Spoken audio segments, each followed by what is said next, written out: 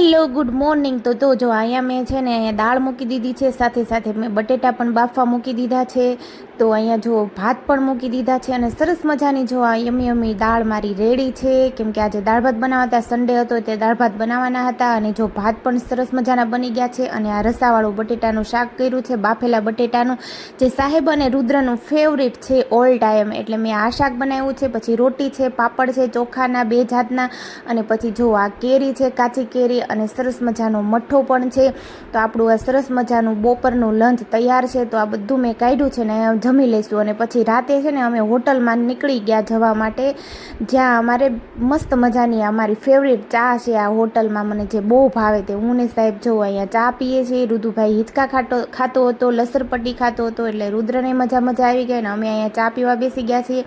અને પછી થોડીક ભૂખ પણ લાગી હતી, એટલે અમે જો અહીંયા ઓર્ડર આપી દીધો છે, પણ અમે રાહ જોઈએ છીએ. લગભગ અમે 20 મિનિટથી ઓર્ડર આપ્યો હતો, પણ આમનામ અમે બેઠા છીએ, હું ને રુદ્ર અને સાહેબ ઓર્ડર લેવા ગયા છે. તો જો ફાઇનલી અમારો ઓર્ડર આવી ગયો ફ્રેન્ડ્સ, અને અમે સેન્ડવિચ ને એવું કંઈક મગાવ્યું હતું વગેરે વગેરે. તો ખાવાની ખૂબ મજા આવી ગઈ. તો તમને આજનો બ્લોગ મારો સારો લાગ્યો હોય ને ફ્રેન્ડ્સ, તો લાઇક કમેન્ટ શેર સબસ્ક્રાઈબ કરી દેજો.